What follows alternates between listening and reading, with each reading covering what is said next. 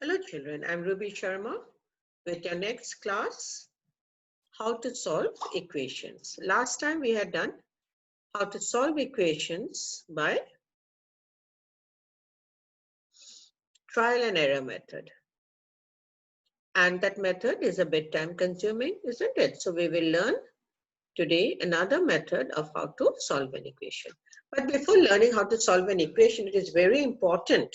What are the steps involved in solving an equation? Now the equation that we will be doing now, I hope all of you know what's an equation, and we are dealing only with simple equation or equations with linear equations in one variable. That means in an equation, there'll be only one variable. Like suppose this x plus 2 is equal to 8. Here only x is involved. We will not have any other variable. Now this is an equation involving addition. This is an equation involving subtraction. This is multiplication. 6t is equal to 24. X by 2 is equal to 3. This is involving division. So you may have some equations where there will be more than, let's say, terms, 2 or 3 terms. You may have, but always you will have only one variable. You may have addition, subtraction, multiplication, division. So you have to keep in mind, you have to observe what are the terms used, what are we supposed to do. It is very important. The basic things is very important, how you move about, okay?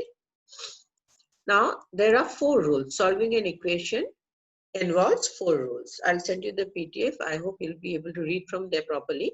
Now, the first step in solving an equation involves balancing the equation.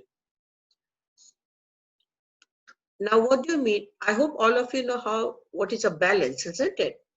Now, to maintain a balance of equality, suppose there is an equation, something is equal to something. So they are both equal. Now, if you're adding to one side a particular number, you also have to add to the other side. Or if you're subtracting from one side, you have to subtract from the other side also to maintain a balance. Now, what do you understand by this? Now, see here, the pictures are a bit light here. Now, suppose these are two balances. Okay, these are two balances. And here I have put one balance. On top of this balance, I have put, say, there are 3x. There's one x, another x, another x. And here I have written 6. That means 3x is equal to 6. Now suppose I added 2 here. Now instead of a 2, suppose you think of these are 3 apples and this is equal to, say, the weight is 6 kg or 6 grams, say whatever it is. Now if I add, say, a small 2 gram here, I hope you understand. To balance this, I also will have to add 2 gram here. So this is in an equation, this concept is very important. So when you're subtracting also, when you're adding, suppose 3x plus 4 is equal to 10. Now suppose you take out 4 from here, it's very important that you take out 4 from here also, isn't it? So to keep the balance straight. So this part, this balancing in an equation is very important. Similarly, in a multiplication, sum, say 2x is equal to 6. 2 into x is equal to 6. If you're multiplying this by 3, you have to also multiply this by 3 to keep the balance same. Now suppose here you had 2x plus 5 is equal to 7, say. Instead of this, you have 2x plus 5 is equal to 7. And you want to multiply both sides by 3. Then please put within brackets 2x plus 5 into 3 is equal to 6 or 7 into 3. Whatever it is. If there are more than one term, it is very important that you put within bracket the whole expression. Now here there is only 2x, so I have not put a bracket here.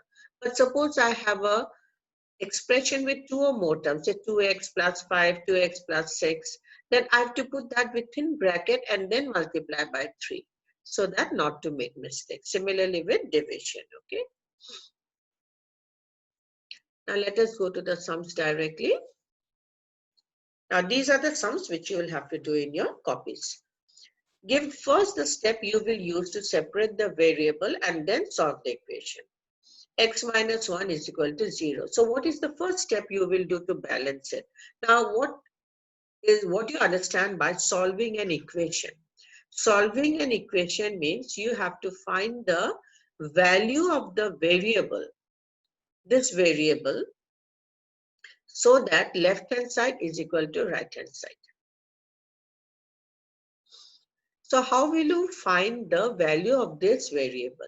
Now what are the steps involved? You have to isolate this variable to one side. That means whatever is with this, you have to remove.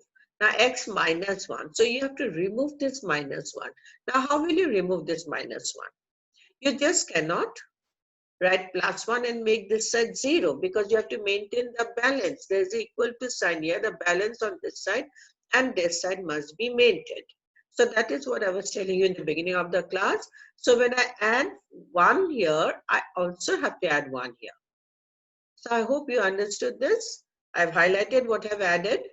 And now what I get is minus 1 plus 1 will give you 0.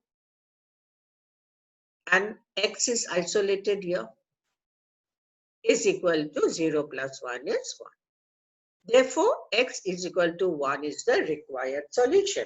Now, how will you know x is equal to 1 is the required solution? You can check in the graph by putting the value of x1 here. So 1 minus 1 is 0. So left hand side is equal to right hand side. I hope you have understood till here. Now next, we move on. Y plus 4 is equal to minus 4 is the equation. So to solve this, you have to find the value of y. Now, how will you find the value of y? We have to isolate y to one side. And we'll see whatever is the value of y that satisfies the equation.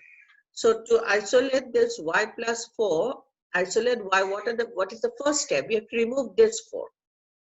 So if I subtract 4 here, 4 minus 4 will give us 0, isn't it? So when I subtract a number from one side, I also have to subtract it from the other side. Is it clear, all of you? So what I did is y plus 4 minus 4 is equal to minus 4 minus 4. I have highlighted what I have done from both the sides. Minus 4 minus 4. So here I get y is equal to minus 4, you know, is minus 8. So y is equal to minus 8 is the required solution. Next is what? 20t is equal to minus 10. Now, how will you separate this t? See, adding 20 will not give you t alone, isn't it? So, as you observe, you'll see if I divide by 20, then this 20 will get cancelled and t will be separated. So, this is the step which you need to understand. And when I divide by 20 on this side, to maintain the balance, I also will have to divide by 20 on this side. Isn't it? Because in an equation, both sides are balanced. So whatever we perform on one side should also be performed on the other side. So now you arrange it like this. Now here you get 20 gets cancelled, t is here is equal to 10 by 20 is minus half, which is the required solution. Now b by 2 is equal to 6. I've just taken different types for you to understand. Now here b by 2 is equal to 6. So what is the first step you will be doing? They're asking you the first step also. That is why I'm writing step 1. The first step that is involved here is multiplying both sides by 2. I hope by now you understand why I'm multiplying both sides by 2. Because my main concern is to isolate this b.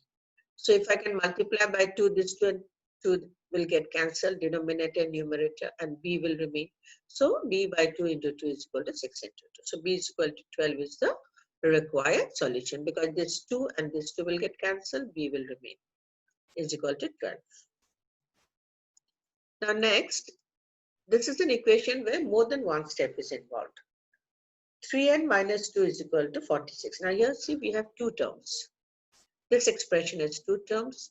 With an equal to 46, the whole thing becomes an equation in one variable n.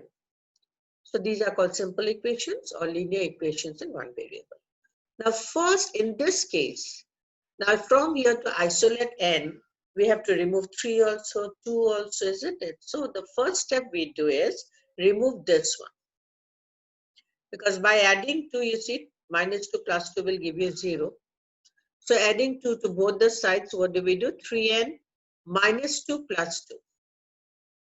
Okay, is equal to 46 plus 2.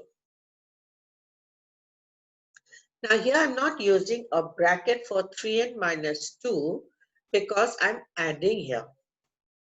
But if you have to multiply, you cannot write minus 2 into 3. You have to multiply the whole expression.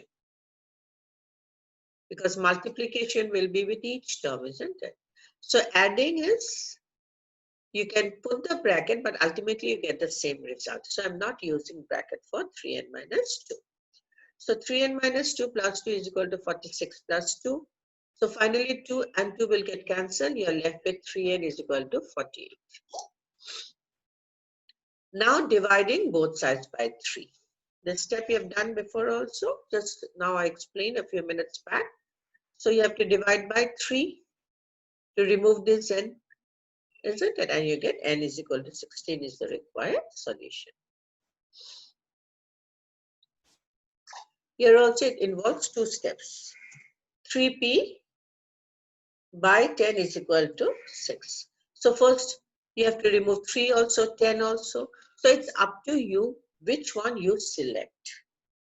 Now see, now you follow these steps. Once you know properly how to do, you can do in shortcut method also in a single line. Now see, 3p by 10 is equal to 6. Now first what I do, I remove this one, 10 denominator.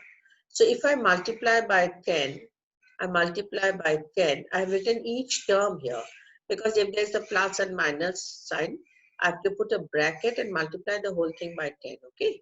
So 3p by 10 is equal to 6. I multiply each term by 10 or each side by 10 here because there's only one term here, so it will not make much difference. So we are doing simple sums in the beginning. So 3p by 10 into 10 is equal to 6 into 10. Now, 2 equal to sign cannot be the same length, so this is written as or implies to sign. So 3p, 10 gets cancelled, you are left with 3p is equal to 60, then you know that dividing by 3, p is equal to 20 is the required solution. And if you put p is equal to 20 here and check in the rough, you'll find what? 3 into 20 by 10 will give you 6. It is very important, even if they said, if they don't ask you to check by yourself. Now these sums G, H, I, J, you do in your classwork copy. This whole page you do in your classwork copy. The sums you do. Now in this case, see, this one, what will you do? You remove the bracket, so 5g minus 5 6 are 30 is equal to 2, isn't it? And then I think it will become simple for you to solve an equation. So what do you understand? What do you mean by solving an equation? Finding the value of the variable that will satisfy the equation. That will satisfy the equation, and that value is called the solution or the root of the equation. Now here p is equal to 20 is the solution or the root of the given equation. Okay, so I hope you have understood till there.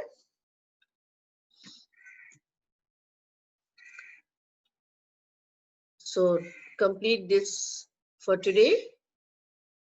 Till then, be safe. Bye-bye.